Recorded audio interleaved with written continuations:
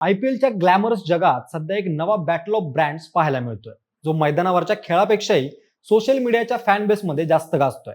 एका बाजूला सनरायझर्स हैदराबादची लाडकी मालकीन काव्या मारन आहेत, ज्यांनी आपल्या स्टायलिश उपस्थितीनं वर्षानुवर्ष फॅन्सच्या मनावर अधिराज्य गाजवलेलं आहे. तर दुसऱ्या बाजूला आरसीबीच्या नव्या पर्वाची सूत्र हाती घेतलेल्या अनन्या बिर्ला यांची एंट्री झालेली आहे. सोशल मीडियावर या दोन्ही महिलांची तुलना सध्या जोरात सुरू आहे.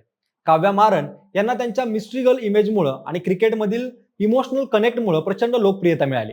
मात्र अनन्या बिर्ला यांच्या रूपानं आरसीबीच्या फॅन्सला एक अशी क्वीन मिळाली आहे, जी जागतिक स्तरावरची पॉपस्टार आणि यशस्वी उद्योजिका आहे. या रॉयल चॅलेंजर्स बँगलोर संघाच्या मालकीन अनन्या बिर्ला कोण आहेत, आजवर त्यांची कारकीर्द काय राहिली आहे, काव्या मारन आणि अनन्या बिर्ला यांच्या फॅनबेसमध्ये कशी चुरस लागली आहे, हेच आपण या व्हिडिओच्या माध्यमातून जाणून घेणार आहोत.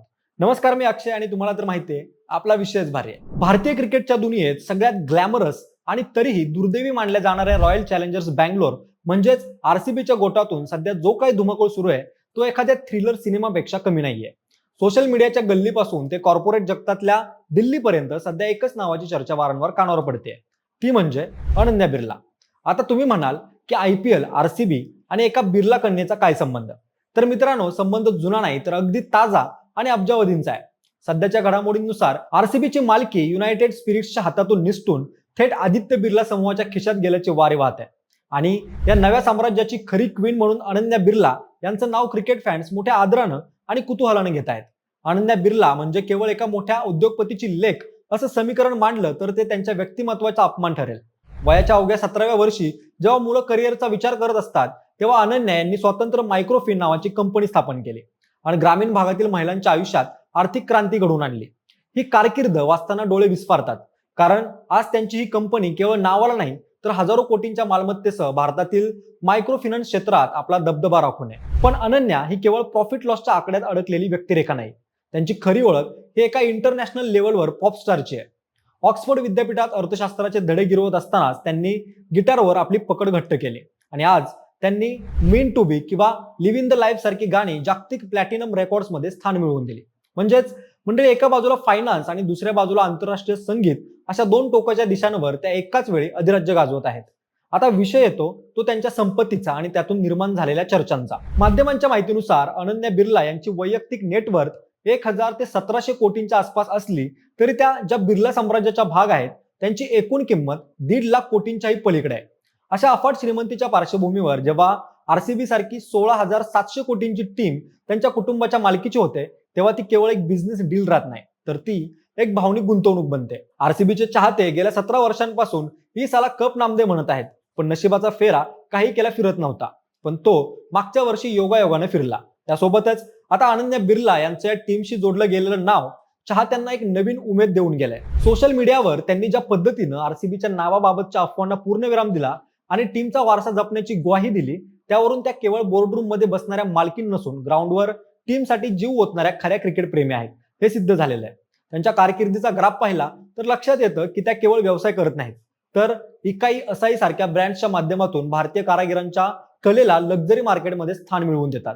याशिवाय एम्पॉवर या उपक्रमाद्वारे त्यांनी मानसिक आरोग्यासारख्या गंभीर विषयावर जे काम सुरू केलंय ते त्यांच्या संवेदनशील मनाची साक्ष देतं. एखाद्या मल्टीनॅशनल कंपनीचं संचालक पद सांभाळण्यापासून ते जागतिक स्तरावर लाईव्ह कॉन्सर्ट गाजवण्यापर्यंतचा त्यांचा प्रवास थक्क करणार आहे. आरसीबी टीमची ही नवी मालकी आता टीमच्या नशिबात काय बदल घडवून आणते हे पाहणं महत्वाचं ठरेल.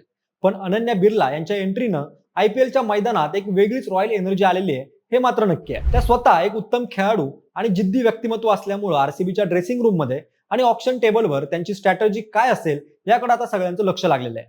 त्यांच्या कारकिर्दीची ही झेप केवळ पैशांच्या जोरावर नसून त्यामागे त्यांची कठोर मेहनत, कलेवरची निष्ठा आणि समाजासाठी काहीतरी करण्याची ओढ आहे. त्यामुळे आरसीबीच्या जर्सीवर जेव्हा बिर्ला समूहाचं नाव चमकताना दिसेल, तेव्हा त्यामागे अनन्या बिर्ला यांच्या कल्पकतेचा आणि आधुनिक विचारांचा मोठा वाटा असेल, यात काही शंका नाही. एक यशस्वी उद्योजिका, संवेदनशील समाजसेविका, जागतिक दर्जाची गायिका आणि आता एक ऐतिहासिक क्रिकेट टीमची तारणहार, अशा विविध भूमिकात अनन्या बिर्ला नावाचे हे वादळ सध्या सोशल मीडियावर सगळ्यांचं लक्ष वेधून घेत आहे. तर दुसरीकडे काव्या मारन यांनी गेल्या काही वर्षात ऑक्शन टेबलवरची आपली उपस्थिती आणि टीमच्या प्रत्येक विजयावर दिलेली प्रतिक्रिया यामुळे चाहत्यांच्या मनात एक अढळ स्थान निर्माण केलेलं आहे. त्यांना सोशल मीडियावर मिस्ट्री गर्ल म्हणून ओळखलं जातं आणि त्यांच्या साधेपणासोबतच त्यांच्या व्यावसायिक चतुरपणाचं कौतुक केलं जातं. तर अनन्या बिर्ला यांच्या आरसीबीच्या गोटात झालेली एंट्री ही एखाद्या मोठ्या बॉम्बस्फोटासारखी ठरली आहे. अनन्या यांच्याकडे केवळ बिर्ला साम्राज्याचा वारसा नाहीये, तर त्या स्वतः एक आंतरराष्ट्रीय पॉपस्टार आणि यशस्वी उद्योजिका आहेत. त्यामुळं आरसीबीच्या आधीच अफाट असलेल्या फॅनबेसमध्ये आता एक ग्लोबल ग्लॅमरची जोड मिळालेली आहे.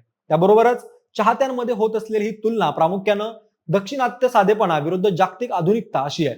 काव्या मारन या सन टीव्ही नेटवर्कच्या माध्यमातून भारतीय संस्कृती आणि व्यवसायाशी घट्ट जोडलेल्या आहेत, तर अनन्या बिर्ला या लंडन, मुंबई अशा क्रेझी लाईफस्टाईलचं प्रतिनिधित्व करतात. आरसीबीच्या चाहत्यांना आता काव्या मारन यांच्या लोकप्रियतेला टक्कर देणारा एक तगडा रॉयल चेहरा मिळालाय असं सोशल मीडियावरील कॉमेंट्सवरून जाणवतं.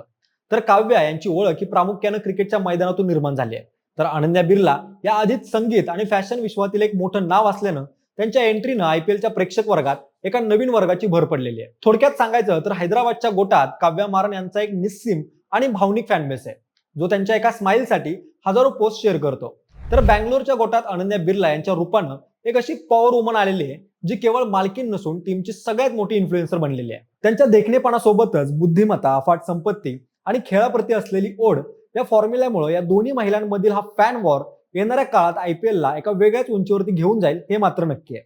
या दोघींमधील हा अदृश्य मुकाबला मैदानावरचा मॅच इतकाच रोमांचक ठरणार आहे. त्यासोबतच आरसीबी आणि सनरायझर्सच्या मॅचमध्ये आता खेळाडूंच्या कामगिरीसोबतच या दोन पॉवरफुल लेडीजच्या उपस्थितीची आणि त्यांच्या फॅन फॉलोईंगची मोठी चढाओढ पाहायला मिळणार आहे. बाकी मंडळी, तुम्हाला कोणाबद्दल जास्त आकर्षण वाटतं? आयपीएल मधील तुमची आवडती टीम कोणती आहे हे आम्हाला कमेंट करून नक्की सांगा. सोबतच आपल्या विशेष बारीच्या युट्यूब चॅनेलला सबस्क्राईब करायला विसरू नका. धन्यवाद.